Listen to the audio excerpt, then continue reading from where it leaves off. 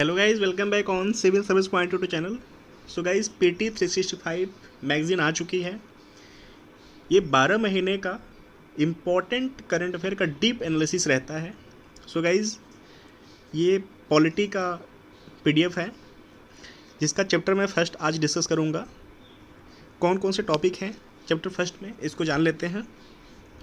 Basic structure, impeachment of president, pardoning power of governor, sub categorisations of OBC, official language act, other important news. ये total 6 topic हैं जिस पे हमें आज बात करनी है।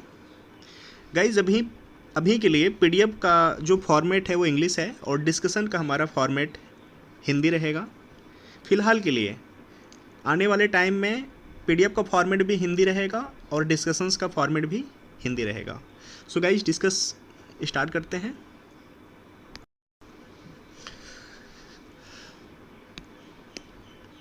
Issues related to constitution. Okay, संविधान से जुड़े मुद्दे। बेसिक स्ट्रक्चर 1.1 टॉपिक जो है वह है बेसिक स्ट्रक्चर, यानी मूल संरचना।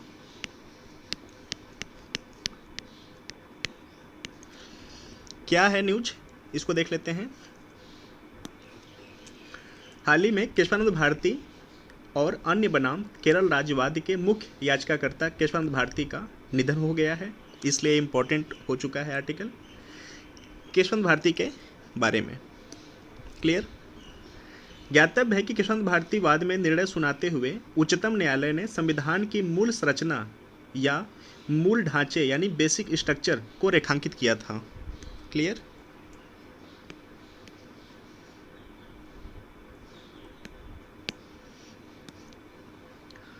सेकेंड है, यह वाद केरल भूमि सुधार अधिनियम 1963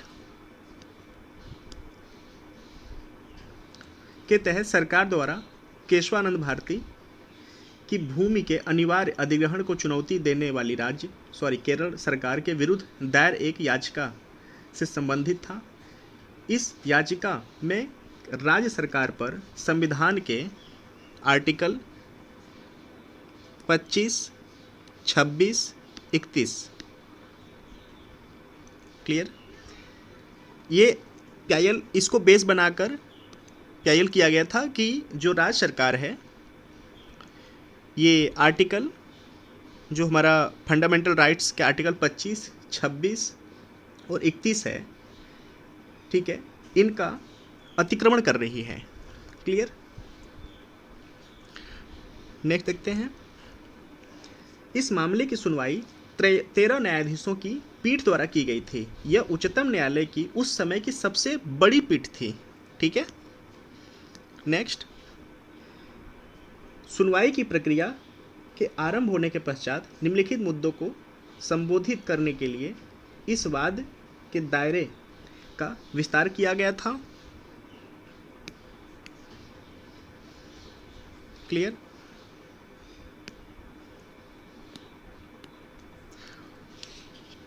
पहला है गोलकनाथवाद 1967। क्लियर।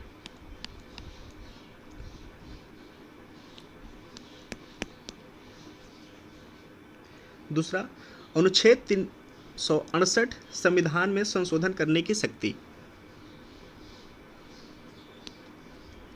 क्लियर, इंपॉर्टेंट गाइज, आप कुछ जो ऑब्जेक्टिव है ना उसको नोट करते चलना। जो आर्टिकल 368 है ये संविधान में संशोधन करने की शक्ति देती है। क्लियर।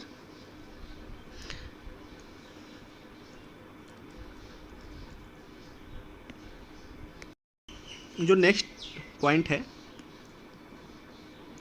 क्लियर, जो 24वां संविधान संशोधन अधिनियम, 25वां संविधान संशोधन अधिनियम की धारा 2 और 3 तथा 29वें संविधान संशोधन अधिनियम की वैधता। क्लियर।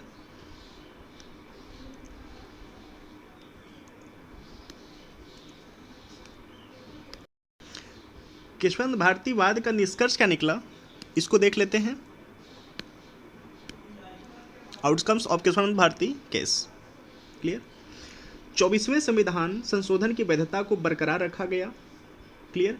उच्चतम न्यायालय ने निर्णय दिया कि संसद को संविधान के किसी भी या सभी प्रावधानों यानी मूल अधिकारों सहित में संशोधन करने की शक्ति प्राप्त है, बशर्ते संशोधन द्वारा संविधान की अनिवार्य विशेषताओं या मूलभूत सिद्धांतों या मूल ढांचे संरचना में परिवर्तन, उनकी क्षति या लोप नहीं होना चाहिए। ठीक है, उसे मूल ढांचे के सिद्धांत के रूप में जाना जाता है। क्लियर, जिसे बेसिक स्ट्रक्चर ऑफ डॉक्ट्रिन भी कहते हैं। Clear. So guys, supreme court का ये कहना था इनके आउटकम में। क्लियर। सो मूल ढांचा क्या है, इसको थोड़ा सा देख लेते हैं।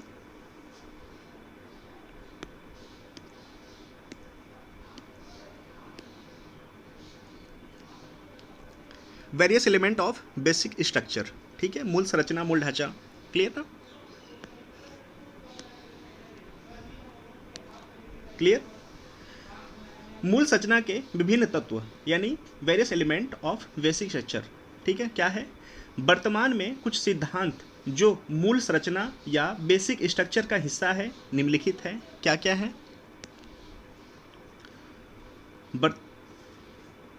भारत की संप्रभुता, सॉवरेनिटी ऑफ इंडिया, नागरिकों के लिए सुरक्षित व्यक्तिगत स्वतंत्रता की आवश्यक विशेषताएं, कल्याणकारी राज्य के निर्माण के लिए अधिदेश, संविधान की सर्वोच्चता, सरकार का गणतंत्रात्मक और लोकतांत्रिक स्वरूप, संविधान की पंथ निरपेक्ष और संघीय प्रकृति, विधायिका, कार्यपालिका, न्यायपालिका के मध्य शक्तियों का पृथक्करण, राष्ट्र की एकता और अखंडता, न्यायिक पुनर्विलोकन की शक्ति, मूल अधिकार और राज्य की नीति के निदेशक तत्वों यानी डीपीएसपी के मध्य सामंजस्य का एवं संतुलन, संसदीय प्रणाली, विधि का नियम, समता का सिद्धांत, स्वतंत्रता के निष्पक्ष निर्वाचन, न्यायपालिका की स्वतंत्रता, संविधान में संशोधन करने की संसद की सीमित शक्ति, न्याय तक प्रभावी पहुंच, मूल अधिकारों में अंतर्निहित सिद्धांत या सार, अनुच्छेद 32, 136, 141, 142 के अंतर्गत उच्चतम न्यायालय की शक्तियां, अनुच्छेद 226 और 227 के अंतर्गत उच्च न्यायालयों की शक्तियां आदि। ठीक है, सो ये हमारा बेसिक स्ट्रक्चर है यानी मूल संरचना है। सो गाइज, इतने पे हमारा जो केशवानंद भारती का हमारा करंट है वो एंड होता है। अब चलते हैं नेक्स्ट टॉपिक पे।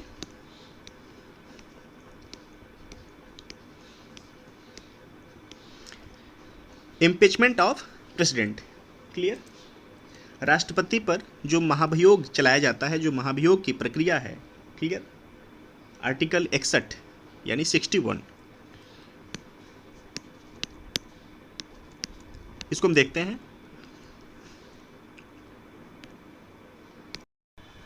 सो गाइज, हमारा जो संविधान है बहुत सारे देशों के विषयों से मिलकर बना है, बहुत सारे देशों के फिल्टर जो मैग्नीट्यूड हैं उनसे मिलकर बना है। तो जिन भी देशों के साथ हमारा संविधान का विषय मिलते हैं या उनसे हमने लिया है, अगर वो प्रभावित होते हैं तो हमारे लिए वो एक विषय बन जाता है जिस पे हमें डिस्कस करना चाहिए, क्योंकि एग्ज़ाम का व्यू कभी कभी कंपैरिजन करके भी पूछ देता है।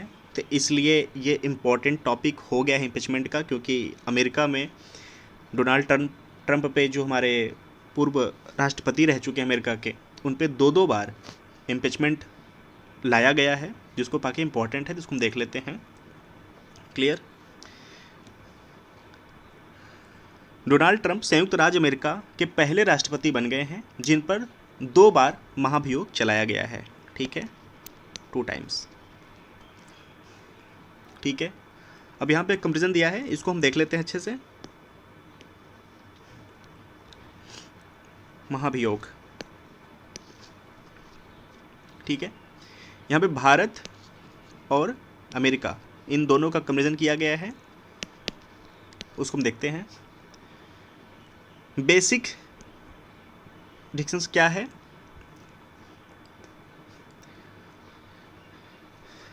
ग्राउंड, अनुच्छेद 61 के तहत भारतीय संविधान के अतिक्रमण का आधार पर। ठीक है, क्लियर। हमारे भारत का जो बेस है इम्पीचमेंट का, ठीक है, अगर भारतीय संविधान का अतिक्रमण है तो इसके आधार पर राष्ट्रपति पे इम्पीचमेंट लाया जा सकता है। ठीक है, वायलेशंस ऑफ द कॉन्स्टिट्यूशन। ठीक है, अमेरिका में क्या है, राजद्रोह, रिश्वतखोरी, ठीक है, या कोई बड़ा अपराध, इसके बेस पे अमेरिका में इम्पीचमेंट लाया जा सकता है। क्लियर। कौन इसको शुरू कर सकता है? संसद में कोई भी सदन, ठीक है, चाहे राज्यसभा हो या लोकसभा हो, इन दोनों में से कोई भी ला सकता है। क्लियर। लेकिन अमेरिका में जो निचला सदन होता है, यानी हमारा जो लोकसभा है ना, अमेरिका में निचला सदन ओनली हाउस ऑफ रिप्रेजेंटेटिव यानी लोअर हाउस, ये ला सकते हैं। ठीक, ये डिफरेंस है हमारे भारत में और अमेरिका के इम्पीचमेंट लाने के लिए। ठीक है, नेक्स्ट देखते हैं।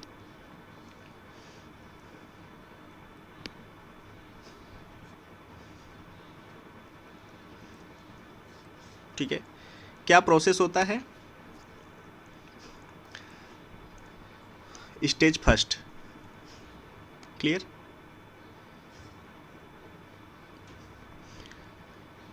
जो ये संकल्प होते हैं ना, इन संकल्पों को संविधान संबंधित सदन में 1/4 सदस्यों द्वारा हस्ताक्षर किया जाता है।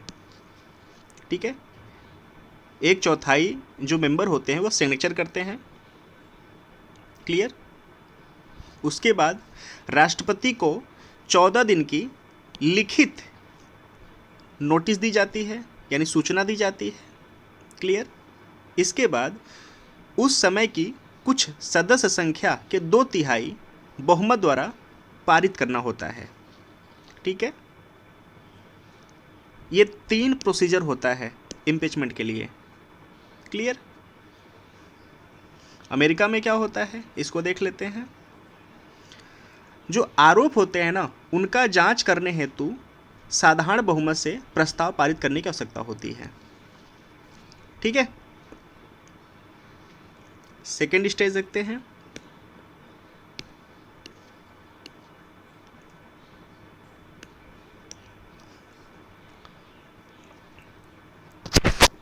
Just wait guys.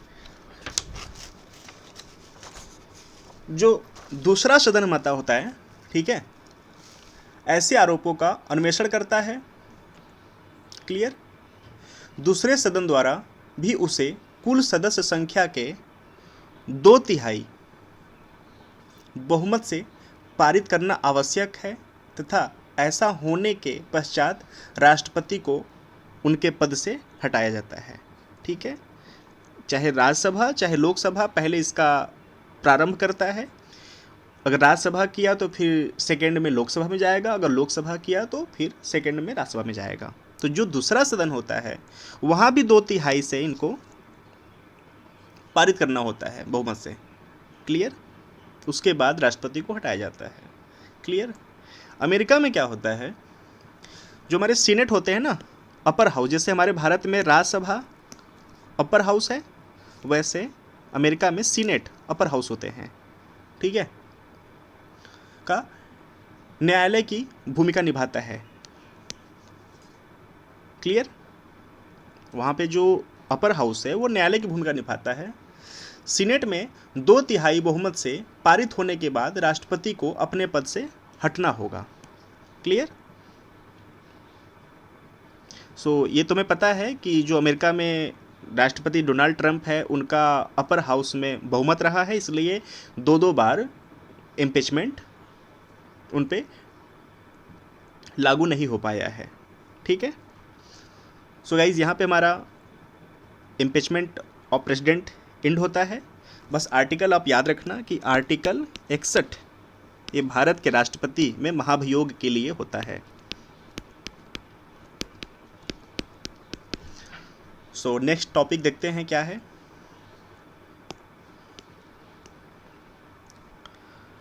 पार्डिंग power of governor. Clear. जो क्षमादान की शक्ति होती है राज्यपाल की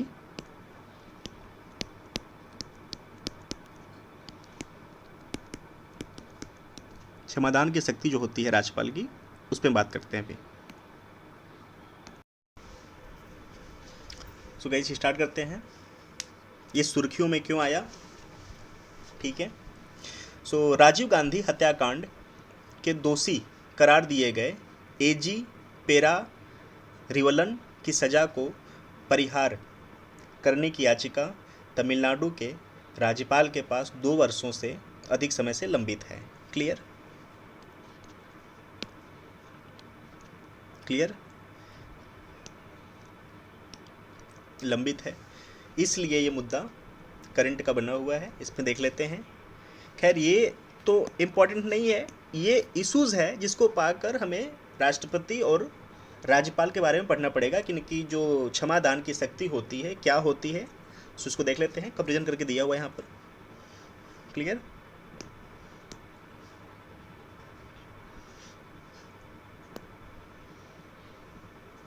comparison between pardoning power of president and governor, ठीक है।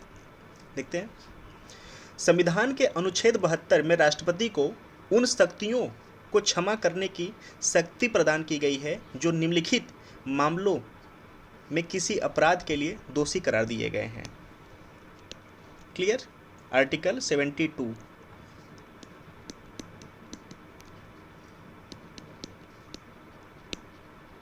प्रेसिडेंट, ठीक है। कौन कौन से? संघीय विधि के विरुद्ध किसी अपराध में दिए गए दंड में। क्लियर, सैन्य न्यायालय द्वारा दिए गए दंड में, यदि दंड का स्वरूप मृत्यु दंड हो। इन 3 कारणों में राष्ट्रपति का क्षमादान की शक्ति काम करती है। ये पावर किस आर्टिकल से दिया गया है? वो है 72 यानी 72, ठीक है। गवर्नर को देख लेते हैं। संविधान के अनुच्छेद 161 के तहत किसी राज्य का राज्यपाल भी क्षमादान की शक्ति रखता है, ठीक है। जो गवर्नर है वो आर्टिकल 161। गाइज ये रिमाइंड करते रहना कि प्रेसिडेंट को क्षमादान की शक्ति मिली है आर्टिकल 72 और गवर्नर को मिला है 161, ठीक है। परंतु निम्नलिखित 2 परिस्थितियों में राज्यपाल क्षमादान की शक्ति राष्ट्रपति से भिन्न है। क्लियर, कौन कौन से? राष्ट्रपति सैन्य न्यायालय द्वारा दी गई सजा को क्षमा कर सकता है परंतु राज्यपाल नहीं, ठीक है। यानी जो मिलिट्री कोर्ट होती है, अगर वहाँ पे किसी को पनिश किया गया है तो गवर्नर की वहाँ पर पावर काम नहीं करती है, वहाँ पे राष्ट्रपति की पावर काम करती है क्षमादान की। क्लियर, नेक्स्ट देखते हैं। राष्ट्रपति मृत्युदंड को क्षमा कर सकता है जबकि राज्यपाल ऐसा नहीं कर सकता है। यहाँ तक कि अगर कोई राज्य विधि मृत्युदंड की सजा निर्धारित करती है तो भी क्षमादान की शक्ति राष्ट्रपति के पास होती है, न कि राज्यपाल के। क्लियर, तो क्लियर कट दिया है कि अगर मिलिट्री कोर्ट ने किसी को पनिश किया है तो राज्यपाल की शक्ति वहाँ पर काम नहीं करती क्षमादान की, आर्टिकल 161 के तहत। अगर मृत्युदंड किसी को दी गई है, भले ही वो राज्य सरकार के द्वारा दी गई हो, तो भी गवर्नर की पावर वहाँ पर काम नहीं करता है क्षमादान का, राष्ट्रपति का काम करता है पावर वहाँ पे। क्लियर, तो ये 2 चीज़ों में डिफरेंट है, बाकी सारा कुछ सेम रहता है इनका। तो आर्टिकल आप प्लीज़ रिमाइंड करते रहना, ठीक है। नेक्स्ट पैरा देखते हैं। राष्ट्रपति की क्षमादान शक्ति में निम्नलिखित शक्तियां शामिल हैं, ठीक है। जस्ट वेट, क्या क्या? क्षमा, पार्डन मतलब क्षमा, ठीक है। इसमें दंड और बंदीकरण दोनों को हटा दिया जाता है तथा दोषी को सजा, दंड, दंडादेश एवं निरहरताओं से पूर्णतः मुक्त कर दिया जाता है, ठीक है। ये जो पार्डन पावर होती है राष्ट्रपति की यानी क्षमा, इसमें इतने चीज़ों पे काम किया जाता है। क्या क्या, मैं दोबारा रिपीट कर दे रहा हूँ।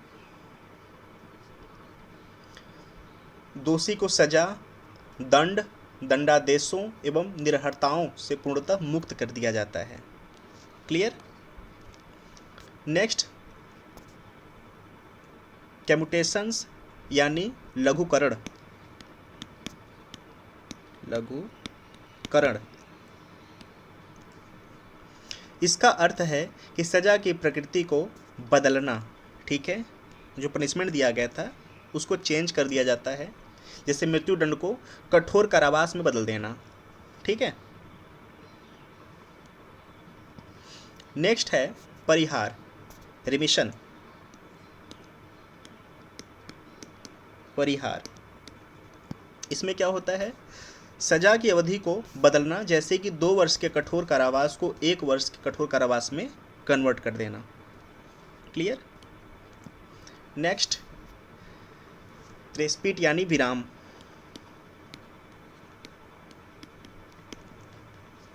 विरोध परिस्थितियों की वजह से सजा को कम करना, जैसे कि शारीरिक अपंगता या महिलाओं की गर्भावस्था के कारण। ठीक है।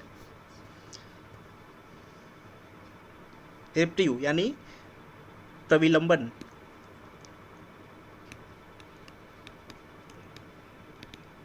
इसमें क्या होता है, यह किसी दंड को कुछ समय के लिए हटाने की प्रक्रिया से संबंधित है, जैसे कि फांसी के कुछ समय के लिए हटाना। इसके तो मैक्सिमम एग्जाम्पल है, इसको मैं नहीं बताना चाहता हूँ क्योंकि सिर्फ इस पे ही फोकस रखते हैं। ठीक है, भटकना अच्छा बात नहीं है। अब गवर्नर में क्या क्या है गाइस, इसको हम देख लेते हैं।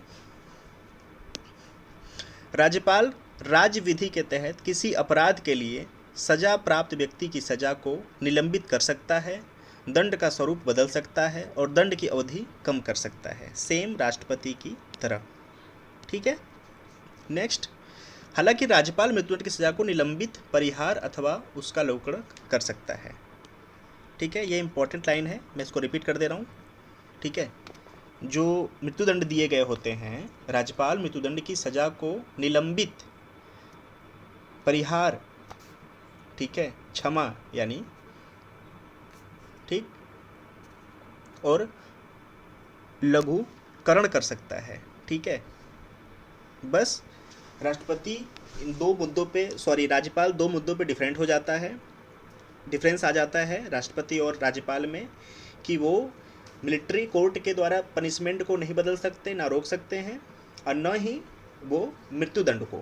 क्लियर। बाकी राष्ट्रपति के समान राज्यपाल का भी पावर काम करता है। क्लियर।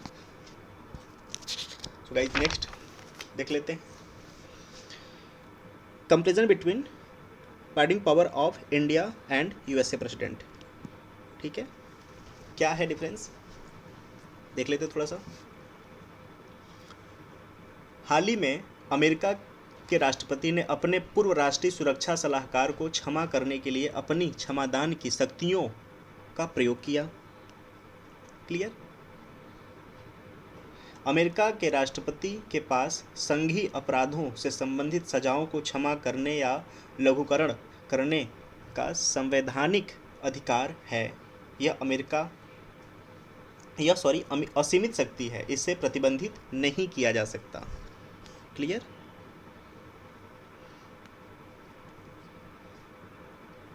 जबकि भारत के राष्ट्रपति को मंत्रिमंडल की सलाह पर काम करना होता है, अनुच्छेद 72 के अकॉर्डिंग। क्लियर। उसके पास क्षमा, प्रविलंबन, विराम, परिहार का अधिकार है। ठीक है। सो ये डिफरेंस है हमारे अमेरिका और इंडिया के कॉन्स्टिट्यूशंस में के पार्डनिंग पावर के आधार पे। क्लियर। नेक्स्ट टॉपिक देखते हैं गाइस।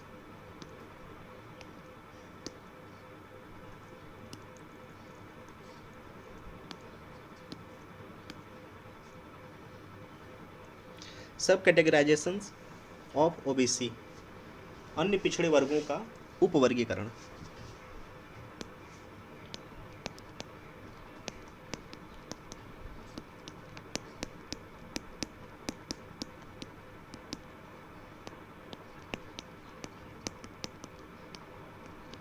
उपवर्गीकरण। ठीक है, इसको देखते हैं।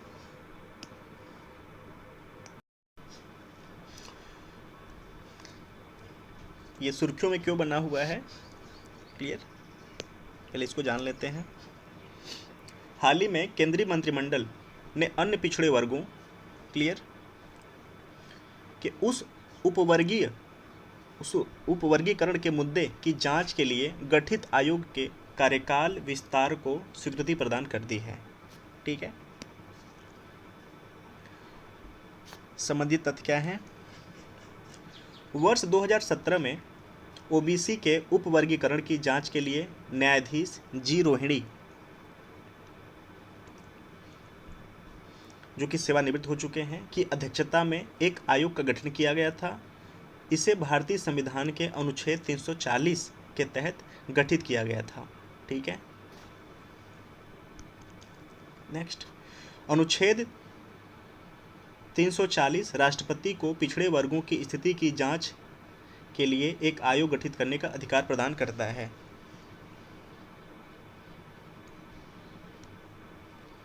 सो गाइज, ये इम्पॉर्टेंट है, आप प्लीज़ इसको कहीं पे नोट कर लेना कि जो आर्टिकल 340 है वो पिछड़े वर्गों की परिस्थिति की जांच करने के लिए आयोग गठित करने का अधिकार देता है। आर्टिकल 340, ठीक है, आर्टिकल 340 राष्ट्रपति को अधिकार देता है पिछड़े वर्गों की स्थिति की जांच करने के लिए वो आयोग का गठन कर सकता है। ठीक है, दो तीन आर्टिकल दे देंगे, उसमें से 340 सही रहेगा। क्लियर, नेक्स्ट देखते हैं। ये बैकग्राउंड द मंडल, ठीक है, आयोग क्या है इसका, ये देख लेते हैं। वर्ष 1990 में तत्कालीन केंद्र सरकार द्वारा यह घोषणा किया गया था कि ओबीसी को केंद्र सरकार की सेवाओं और सार्वजनिक क्षेत्र की इकाइयों से संबद्ध नौकरियों में 27% आरक्षण, ठीक है, यानी संविधान के अनुच्छेद 16(4) के तहत दिया जाएगा। ठीक है, ये जो मंडल आयोग था 27% रिजर्वेशन का इन्होंने बात कहा था। क्लियर, और ये किसके आधार पे कहा था, ठीक है, वो आर्टिकल 16(4) के आधार पे कहा था। क्लियर, तो इम्पोर्टेंट है कि जो हमारा मंडल आयोग है वह 1990 का ये मामला है। 27% रिजर्वेशन की बात किसने कहा था, मंडल आयोग ने। ठीक है, किसके आधार पे कहा था 27% का, तो आर्टिकल 16(4) के आधार पे बोला था। ठीक है, यहाँ पे गाइज एक नोट, इसको देख लेते हैं, इम्पोर्टेंट है। Conditions for reservations laid down in Indira Sahni case, क्या है ये इंदिरा साहनी केस, इसको देख लेते हैं। सामाजिक और शैक्षणिक रूप से पिछड़े वर्ग को आरक्षण, ओके, ऊर्ध्वाधर आरक्षण पर 50% की ऊपरी सीमा। ठीक है, पिछड़ी जातियों में से क्रीमी लेयर की पहचान कर उन्हें इसके लाभ से अनिवार्यतः वंचित किया जाना चाहिए। ठीक, पदोन्नति में कोई आरक्षण नहीं होना चाहिए। ठीक है, सो गाइज इम्पॉर्टेंट है, क्रीमी लेयर को बाहर करना चाहिए आरक्षण से। ठीक है, यह है इंदिरा साहनी केस का मामला। 50% आरक्षण जो ऊर्ध्वाधर आरक्षण के लेवल में आते हैं, ऊपरी सीमा, उनके लिए किया गया बात ये। ठीक है, प्रमोशंस में, पदोन्नति में कोई आरक्षण नहीं होना चाहिए, इंदिरा साहनी के मैटर में कहा गया था, इसलिए इम्पोर्टेंट है, कहीं पे इसको नोट कर लेना। ठीक है, सॉरी, नेक्स्ट देखते हैं।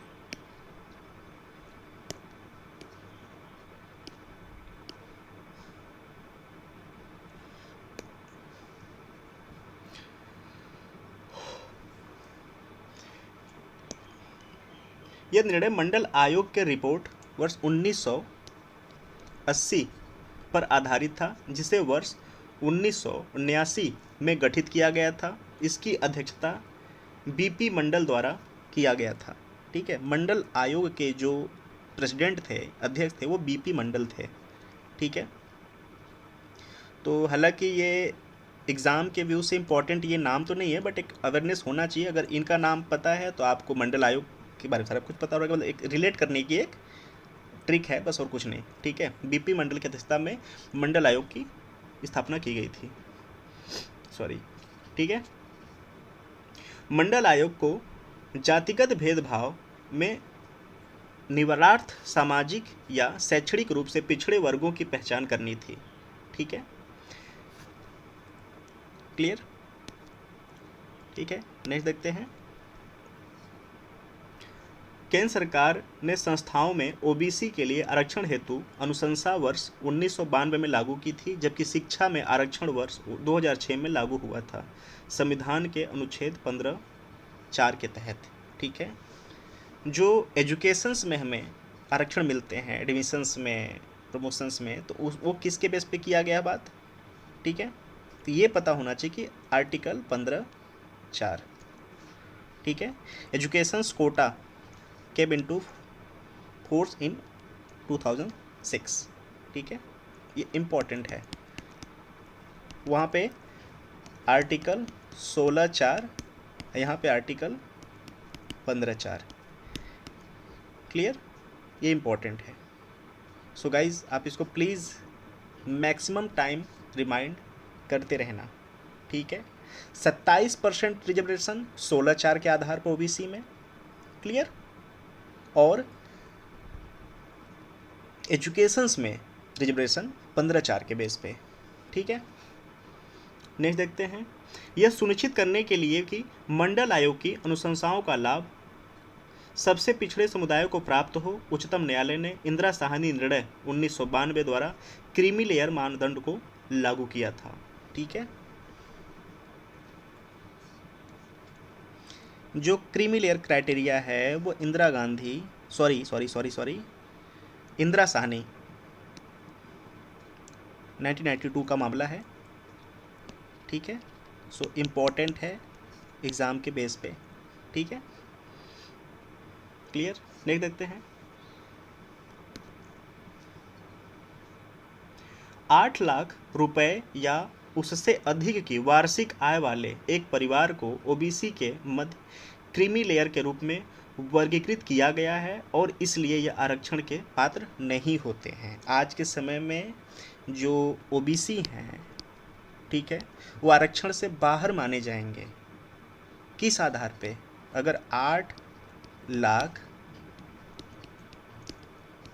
वार्षिक आय है।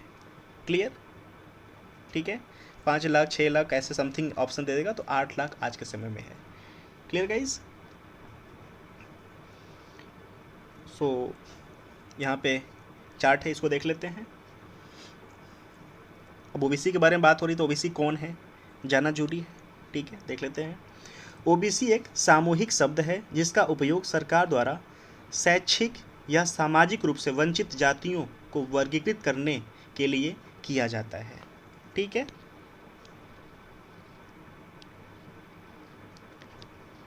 ठीक है। ओबीसी एक विशाल विजातीय समूह है। इसमें विभिन्न जातियां या उपजातियां शामिल हैं जिनकी सामाजिक और आर्थिक स्थिति में काफ़ी भिन्नताएं विद्यमान हैं। ठीक है, सब पॉइंट क्या है? उदाहरण के लिए उत्तर और दक्षिण भारत दोनों में ओबीसी में भूस्वामी समुदाय शामिल है, जबकि दूसरी तरफ निर्वाह श्रम पर जीवन व्यतीत करने वाले समाज के कई निर्धन वर्ग भी इसके अंतर्गत आते हैं। ठीक है, सो ओबीसी क्या है देख लिए। ठीक है, अब आइडिया ऑफ सब कैटेगराइजेशंस, इसको देख लेते हैं क्या है। वर्ष 1955 की, यानी 1955 की प्रथम पिछड़ा वर्ग आयोग की रिपोर्ट ओबीसी को पिछड़े और अत्यंत पिछड़े समुदायों में उपवर्गीकृत करने का प्रस्ताव प्रस्तुत किया था। ठीक है,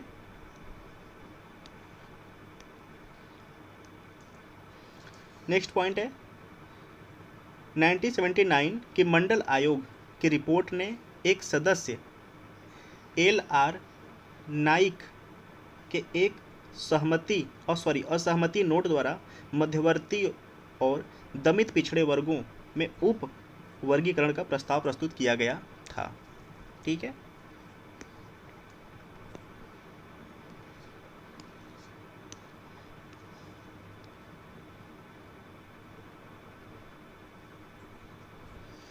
नेक्स्ट पॉइंट, 2015 में राष्ट्रीय पिछड़ा वर्ग आयोग एनसीबीसी ने प्रस्ताव किया था कि ओबीसी को निम्नलिखित 3 श्रेणियों में विभाजित किया जाएगा। कौन कौन श्रेणी? अत्यंत पिछड़ा वर्ग समूह, extremely backward classes, EBC group A. ठीक है। इसमें उन समुदायों को शामिल किया जाना चाहिए जो ओबीसी के भीतर भी सामाजिक, शैक्षणिक, आर्थिक पिछड़ेपन का सामना कर रहे हैं। ठीक है।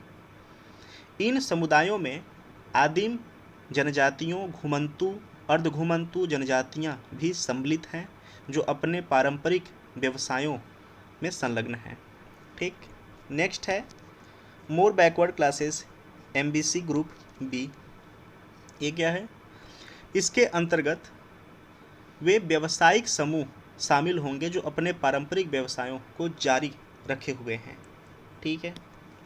नेक्स्ट क्या है? बैकवर्ड क्लासेस यानी बीसी ग्रुप सी। इसमें क्या है? में तुलनात्मक रूप से अधिक समर्थ वर्ग शामिल होंगे। क्लियर?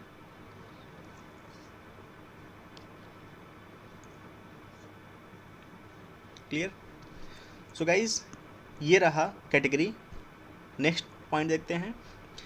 जो एनसीबीसी के अनुसार 11 राज्यों यानी आंध्र प्रदेश, ठीक है, तेलंगाना, पुडुचेरी, कर्नाटका, हरियाणा, झारखंड, वेस्ट बंगाल, बिहार, महाराष्ट्र, राजस्थान, तमिलनाडु, ठीक है, ने राज्य सरकार के स्वामित्व वाले संस्थानों में आरक्षण के लिए ओबीसी का उपवर्गीकरण किया है।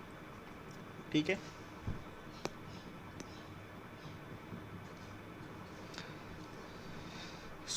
राष्ट्रीय पिछड़ा वर्ग आयोग एनसीबीसी, इसके बारे में जान लेते हैं थोड़ा सा।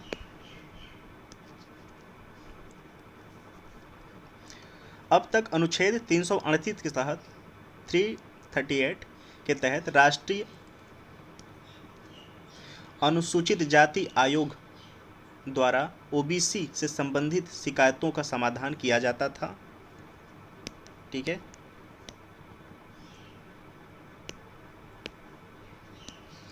नेक्स्ट, ज्ञातव्य है कि राष्ट्रीय पिछड़ा वर्ग आयोग अधिनियम 1993 के तहत एनसीबीसी का गठन किया गया था।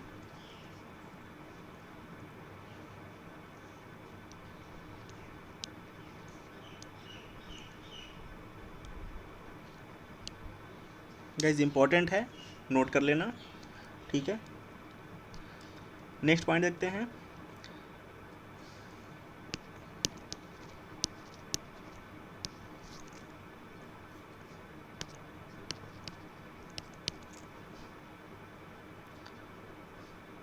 वर्तमान में एनसीबीसी केवल ओबीसी सूची में जातियों को शामिल करने और हटाने तथा आरक्षण के लाभ से इन जातियों को पृथक करने वाली क्रीमी लेयर के लिए आय के स्तर को निर्धारित करने की अनुशंसा करता है। ठीक है। क्लियर? नेक्स्ट पॉइंट देखते हैं।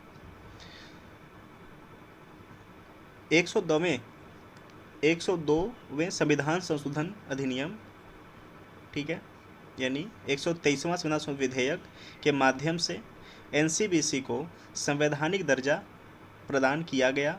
यह अधिनियम इसे सामाजिक और आर्थिक रूप से पिछड़े वर्गों के आयोग के समान अधिकार प्रदान करता है। ओबीसी से संबंधित वैसे कार्य जो पहले राष्ट्रीय अनुसूचित जाति आयोग द्वारा निष्पादित किए जाते थे, अब नए आयोग को सौंप दिए गए हैं। क्लियर? तो गाइज ये लाइन इंपॉर्टेंट नहीं है, बट जानकारी रखना चाहिए। ओके। नेक्स्ट देखते हैं।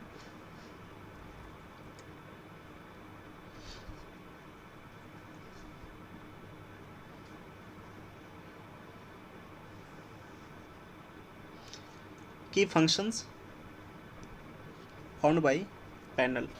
ठीक है, क्या है? आरक्षण लागू न होने, आर्थिक शिकायतों, हिंसा आदि से संबंधित शिकायतों के मामले में नागरिक इस आयोग के समक्ष अपनी समस्याएं प्रस्तुत कर सकते हैं। ठीक है, यह अधिनियम प्रस्तावित आयोग को अधिकारों, रक्षापायों से संबंधित होने की शिकायतों की जांच करने की शक्ति प्रदान करता है। ठीक है, नेक्स्ट, इसे एक दीवानी न्यायालय के समान मुकदमा चलाने, किसी को सम्मन जारी करने, दस्तावेज को प्रस्तुत करने और शपथ पत्र पर साक्ष्य प्राप्त करने की अनुमति प्रदान की गई है। क्लियर? यानी इसको जो पावर है वो दीवानी न्यायालय के समान पावर है। ठीक है,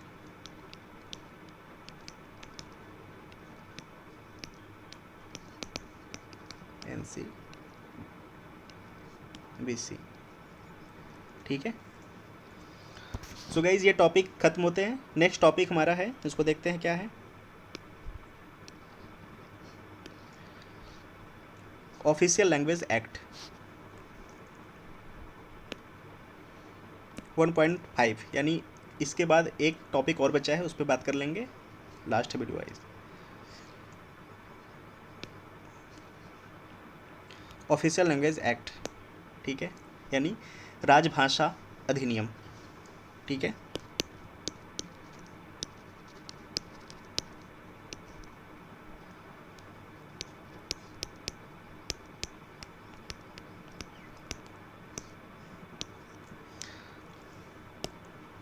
देखते हैं। हाल ही में भारत के मुख्य न्यायाधीश ने शासन यानी गवर्नेंस में हिंदी और अंग्रेजी के अतिरिक्त अन्य क्षेत्रीय भाषाओं को भी शामिल करने के लिए सरकार को राजभाषा अधिनियम 1963 में संशोधन की सलाह दी है। ठीक है,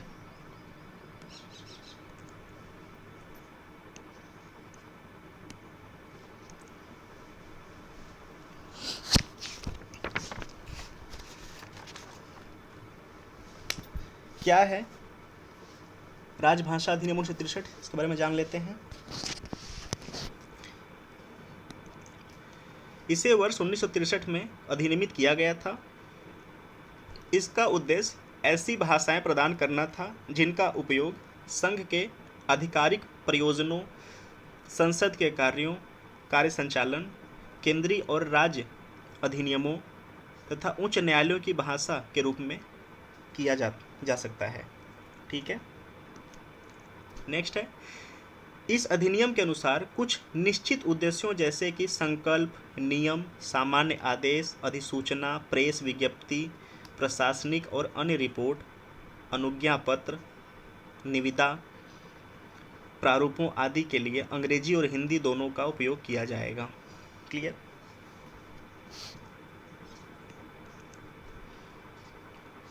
important constitutional provisions related to official language, यानी राजभाषा से संबंधित महत्वपूर्ण संवैधानिक प्रावधान क्या क्या हैं?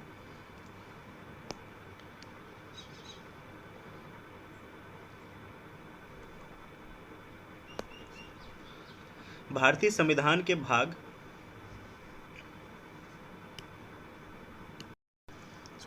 17 में, ठीक है, जो हमारा पार्ट यानी भाग 17 है, जस्ट वेट, यस, में अनुच्छेद 334 से 351, 343 टू 351 में राजभाषा से संबंधित प्रावधान है। ठीक है,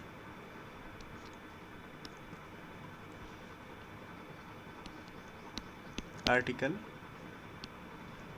334 टू 351 ये राजभाषा से रिलेटेड आर्टिकल है। ठीक है, संविधान की 8वीं अनुसूची में 22 भाषाएं हैं। असमिया, उड़िया, उर्दू, कन्नड़, कश्मीरी, कोंकणी, गुजराती, डोगरी, तमिल तेलुगु, नेपाली, पंजाबी, बांग्ला, बोडो, मणिपुरी, मराठी, मलयालम, मैथिली, संथाली, संस्कृत, सिंधी और हिंदी।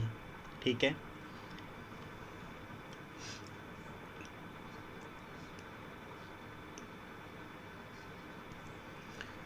ठीक है गाइस, इनमें से 14 भाषाओं को मूल संविधान में भी शामिल किया कर लिया गया था। बोडो, डोगरी, मैथिली, संथाली को वर्ष 2003 में 92 अमेंडमेंट कॉन्स्टिट्यूशन अमेंडमेंट द्वारा शामिल किया गया था। ठीक है।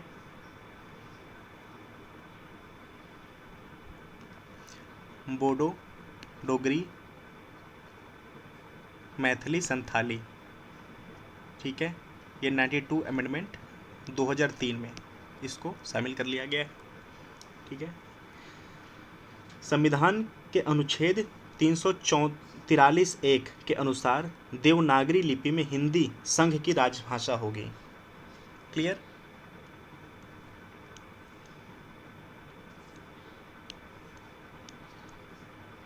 गाइज ये लाइन इंपॉर्टेंट है, प्लीज कहीं नोट कर लेना।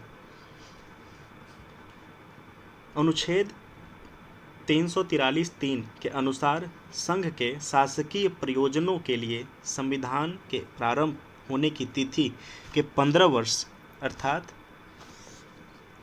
25 जनवरी 1965 की अवधि के पश्चात भी संसद विधि द्वारा ऐसे प्रयोजनों के लिए अंग्रेजी का प्रयोग प्रतिबंधित कर सकेगी।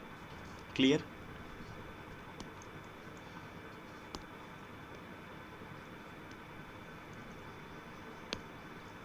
नेक्स्ट, अनुच्छेद 344(1) में यह उपबंध है कि संविधान के प्रारंभ होने से 5 वर्ष की समाप्ति पर राष्ट्रपति एक आयोग का गठन करेगा।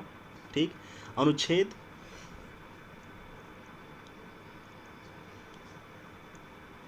क्लियर। नेक्स्ट, अनुच्छेद 348(1) 348 के अनुसार उच्चतम न्यायालय और प्रत्येक उच्च न्यायालयों में सभी कार्रवाइयाँ अंग्रेजी भाषा में होंगी जब तक संसद विधि द्वारा अन्यथा उपबंध न करे। ठीक है। सो गाइस ये इम्पॉर्टेंट है कि जो हमारे उच्चतम न्यायालय में और अन्य न्यायालयों में जो हाई कोर्ट होते हैं वहाँ पर जो कार्यवाही पूरी इंग्लिश में की जाती है तो उसका पावर हमारे कॉन्स्टिट्यूशंस में आर्टिकल 348(1) देता है उनको। ठीक है। नेक्स्ट आर्टिकल देख लेते हैं। अनुच्छेद 351 के अनुसार संघ का यह कर्तव्य होगा कि वह हिंदी भाषा का प्रसार बढ़ाए, उसका विकास करे, जिसमें यह भारत की सामाजिक संस्कृति के सभी तत्वों का अभिव्यक्ति का माध्यम बन सके। ठीक है। जो कि इस पर भी कार्रवाई हुई है फिलहाल सुप्रीम कोर्ट में कि उसके जो प्रिंट मिलेंगे फैसले का वह रीजनल लैंग्वेज में भी होगा, हिंदी में भी होगा। ठीक है। सो ये रहा हमारा इम्पोर्टेंट की, प्लीज़ इसको आप नोट करिए। ठीक है।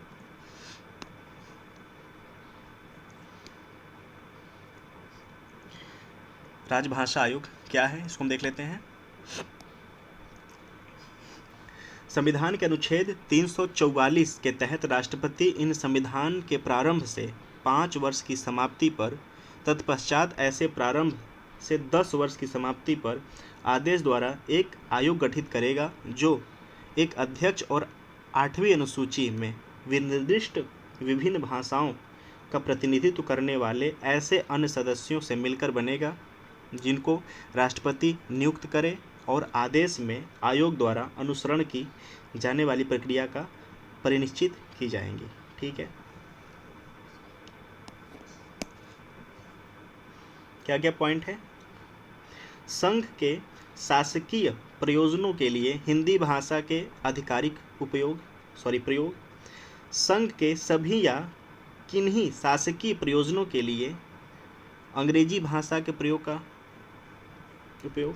अनुच्छेद 348 में उल्लिखित सभी या किन्हीं प्रयोजनों के लिए प्रयोग की जाने वाली भाषा, संघ के किसी एक या अधिक निर्दिष्ट प्रयोजनों के लिए प्रयोग किए जाने वाले अंकों के रूप में। ठीक है। सो गाइस यहाँ पर एक चार्ट छूटा है, इसको हम देख लेते हैं।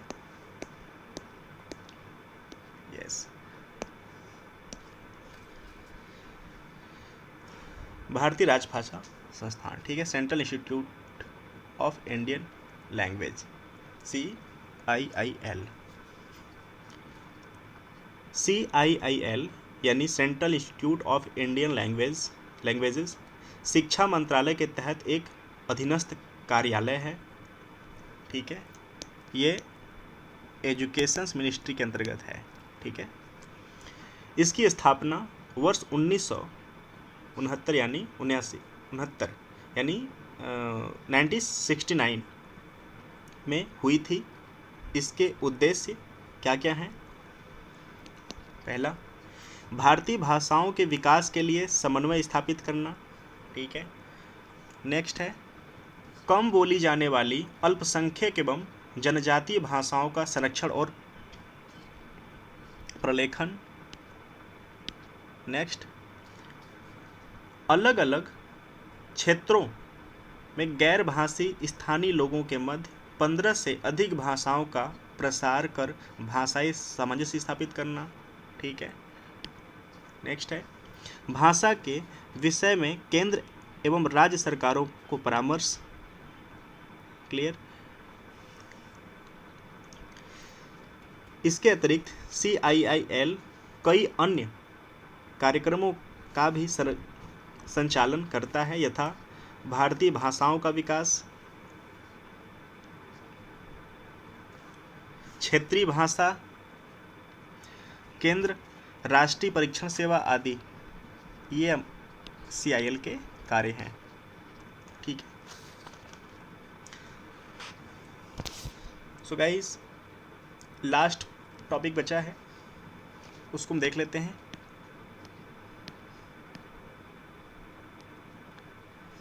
अदर इम्पोर्टेंट न्यूज़, लास्ट है ये।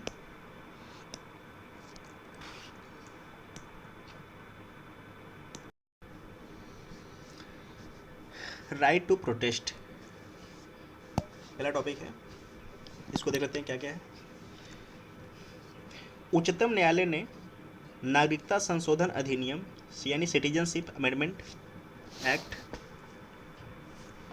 क्लियर के विरुद्ध हुए विरोध प्रदर्शनों को लेकर दिल्ली के शाहीन बाग में सड़क अवरुद्ध करने के खिलाफ दायर एक याचिका की सुनवाई के दौरान विरोध प्रदर्शन के अधिकार बनाम आवाजाही के अधिकार यानी right to protest versus right to mobility के संबंध में निर्णय दिया है। क्लियर। इसके अतिरिक्त एक अन्य मामले में उच्चतम न्यायालय ने कहा कि किसानों को अपने सर्वथा उचित विरोध प्रदर्शन को तब तक जारी रखने का संवैधानिक अधिकार प्राप्त है जब तक कि उन्हें प्रतीत होता है कि वे 3 विवादास्पद कृषि कानूनों को लेकर सहमत नहीं हैं। हालांकि न्यायालय ने यह भी कहा है कि विरोध प्रदर्शन में हिंसा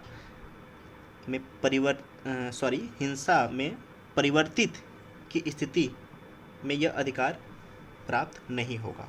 ठीक है, यानी शांतिपूर्ण ढंग से जब तक संतुष्टि ना हो, आप जो 3 कानून है कृषि के, आप उस पर प्रतिरोध अपना जता सकते हैं, लेकिन उसका एक तरीका होना चाहिए, कहीं हिंसात्मक ना हो जाए वो। ठीक है,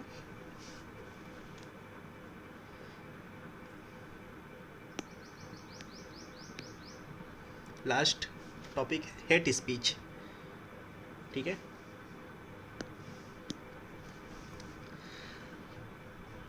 अमीश देवगन बनाम भारत संघवाद।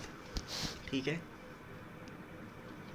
ये मामला है में उच्चतम न्यायालय ने निर्दिष्ट किया है कि घृणावाक या हेट स्पीच वस्तुतः बहुलता के प्रति प्रतिबद्ध एक राज्य व्यवस्था में समता के अधिकार को हानि पहुंचाता है, यानी राइट टू इक्वलिटी को ये हानि पहुंचाता है।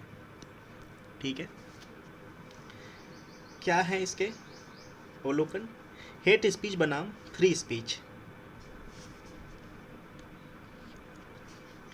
फ्री स्पीच में सरकारी नीतियों पर टिप्पणी करने, पक्ष लेने या आलोचना करने का अधिकार शामिल है। क्लियर। हेट स्पीच में किसी लक्षित समुदाय या समूह के विरुद्ध घृणा या सृजन का या प्रचार करना शामिल है। भारत में किसी भी कानून में हेट स्पीच को परिभाषित नहीं किया गया है।